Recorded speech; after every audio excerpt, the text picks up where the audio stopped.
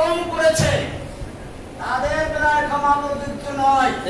আল্লাহর নবী সাল্লাল্লাহু আলাইহি ওয়াসাল্লাম সেই মক্কা বিজয়ের মহান ক্ষমার দিবসে 13-14 জন বা আরো কিছু কম বেশি লোককে ক্ষমা মাফ করলেন না, তাদেরকে ক্ষমার বাইরে রাখলেন।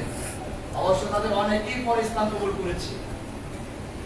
এর মধ্যে একজন ছিলেন ইবনে খাতাল, যার অপরাধ ছিল ইসলাম কবুল করে মদিনায় গিয়েছিল।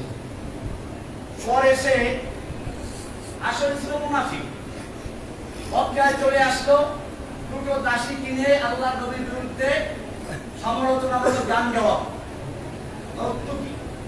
কনসার্ট করত। আল্লাহর নবী সাল্লাল্লাহু আলাইহি ওয়াসাল্লাম এই ইবনে খাতাল সম্পর্কে বললেন যে তাকে ক্ষমা করা হবে না। আল্লাহর নবী এখনো লোহার টুপিটা খোলেন নাই, মাথায় এখনো লোহার অস্ত্রটা, লোহার সেই হেলমেট বা লোহার পোশাকটা আছে। এর মধ্যে একজন এসে বলল, ইয়া রাসূলুল্লাহ, ইন্না ইবনা খাতাল মুতাআল্লিকুন বিআসতারিল কাবা। ওই যে ইবনে খাতাল, যাকে ক্ষমা করা হয় না, শুধু কাবার গিরাত ধরে আছে। আর কাবা সম্পর্কে কোরআনে বলা আছে, মান দাখালাহু কানা আমিনা। শুধু কাবা নয়, কাবার যে হেরেমের সীমানা, হারামের সীমানা, এই সীমানার মধ্যে যে প্রবেশ করবে সেই নিরাপদ থাকবে। এই তো কাবার গিরাত ধরে আছে, একে কি করবে?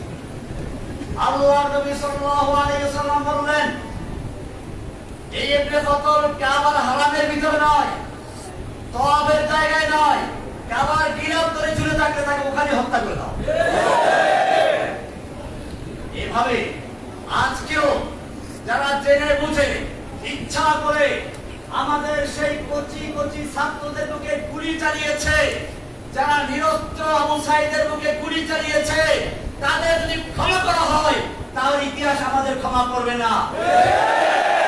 যারা এরকম মেচে মেচে গুলি করেছে, নিরস্ত্র যুবকদের ছাত্রদের বুকে গুলি করেছে, অসহায় মানুষদের বুকে গুলি করেছে, তাদের জন্য কোনো ক্ষমা করা হবে না। তাদের প্রাপ্য শাস্তি তাদেরকে পেতেই হবে। ভাইরা আমার, আমি এজন্য বলেছিলাম, আব হামারা এক হি কাম ইন্তেহা ইন্তেহা। প্রথম ধাপ হলো ক্ষমা, দ্বিতীয় ধাপ হচ্ছে যারা সীমাহীন অন্যায় করেছে তাদের সাথে ক্ষমা করতে। 3 নম্বর আমাদের কাজ হচ্ছে এখন ব্যাপকভাবে তাওহীদের দাওয়াত দেওয়া। ইনশাআল্লাহ যতদিন পর্যন্ত কোরআন এবং সুন্নাহর দাওয়াত পৌঁছে না যাবে, যেই মানুষেরা এই দেশের মুসলিমরা কোরআনকে ভালোবাসে, রাসূলকে ভালোবাসে, তারা বুঝেছে সালাত ফরজ, এজন্য তারা মসজিদ তৈরি করে, মাদ্রাসা তৈরি করে, ইমামের বেতন দেয়, রমজান মাসে তারাবির পয়সা দেয়, হাফেজকে খাওয়ায়, কারণ তারা বুঝতে পেরেছে এগুলো দ্বীনের কাজ। এই লোকগুলো যদি বুঝে সালাত যেমন ফরজ, সিয়াম যেমন ফরজ, ঠিক তেমনি ভাবে আল্লাহর জমিনে আল্লাহর দ্বীন কায়েম করাও ফরজ, তাহলে এই লোকগুলো দ্বীন কায়েমের জন্য জীবন দিবে। সেজন্য আমাদের এখন আরেকটি কাজ হচ্ছে মানুষের মাঝে চেতনা তৈরি করে দেওয়া, আল্লাহর জমিনে আল্লাহর দ্বীন কায়েম করার জন্য আল্লাহ তাআলা নির্দেশ করেছেন, আন আকিমুদ্দীন। সব নবীদের প্রতি একই নির্দেশ ছিল, আমাদের প্রতি একই নির্দেশ। আমাদের নবীর প্রতি বিশেষ নির্দেশ হলো, ওয়াল্লাযী আরসালা রাসূলাহু বিল হুদা ওয়া দীনিল হক লিইয়ুযহিরাহু আলাদ দীনি কুল্লিহি। আল্লাহ তাআলা তার রাসূলকে পাঠিয়েছেন হেদায়েত এবং দ্বীনে হক দিয়ে, যাতে করে দ্বীনে হককে অন্য সকল দ্বীনে বাতিলের উপরে বিজয়ী করা যায়। সেই দ্বীনে বাতিলগুলো কি কি আপনারা আমার অন্যদের কাছে জেনে নেবেন।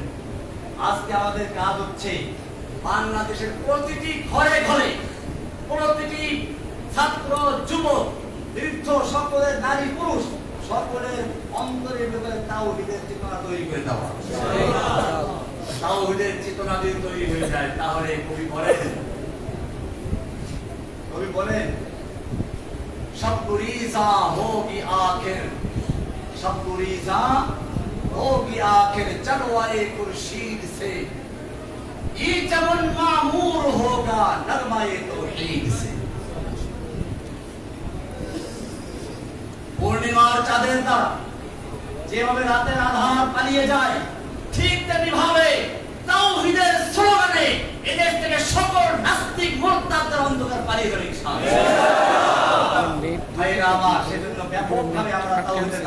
প্রচার করি।